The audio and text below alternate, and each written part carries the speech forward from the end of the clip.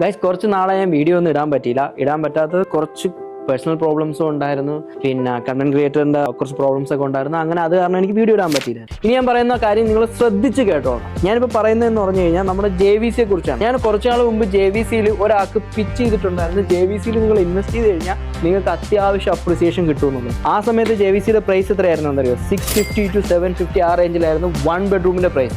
ഇപ്പം നിങ്ങൾ നോക്കിക്കഴിഞ്ഞാൽ JVC-യുടെ price 1 million to 1.2 million 1.3 million. ഇപ്പോഴും കുറഞ്ഞൊന്നും പോയിട്ടില്ല. പക്ഷേ ഇന്നലെ ഒരു JVC-യിൽ ഒരു ബ്രേക്ക് ത്രൂ ഉണ്ടായി. എന്താണ് ആ ബ്രേക്ക് ത്രൂ എന്നല്ലേ? അതായത് JVC-യിൽ ഒരു ബ്രിഡ്ജ് ഓപ്പൺ ആയിട്ടുണ്ട് ഹെസ്സാ സ്ട്രീറ്റിലോട്ട് പോകാനുള്ള. സോ മൺഡേ ബേസിക്കലി എന്ന് പറഞ്ഞാൽ 45 minutes എടുക്കുമായിരുന്നു JVC-ന്ന് എനിക്ക് ഓഫീസിൽ എത്താൻ വേണ്ടി. ഇന്നിപ്പോൾ എത്തിയെന്ന് പറഞ്ഞു കഴിഞ്ഞാൽ ജസ്റ്റ് 10 minutes മാത്രം. നിങ്ങൾ ആലോചിച്ച് നോക്കൂ, 45 minutes 10 minutes. ഇനി നിങ്ങൾ ആലോചിച്ച് നോക്കുക അവിടുത്തെ അപ്രിസിയേഷൻ ഇനി എങ്ങനെയാണ് കൂടാൻ പോകുന്നത് എന്നുള്ളത്. ഈ കാര്യങ്ങൾ പലരും മനസ്സിലാക്കി വരുമ്പോഴത്തേക്ക് വീണ്ടും അവിടുത്തെ റെന്റും കൂടാൻ വരുന്നു, അതുപോലെ തന്നെ പ്രോപ്പർട്ടി ഡിമാൻഡ് ആവാനും പോകും. ഇതാണ് ഞാൻ പറയുന്നത്. എപ്പോഴും നിങ്ങളെ പ്രോപ്പർട്ടി കൺസൾട്ടന്റ് പറയുന്നത് കണ്ണും അടച്ച് കേട്ട് മനസ്സിലാക്കി റിസർച്ച് ചെയ്ത് ഇൻവെസ്റ്റ് ചെയ്തോളാം.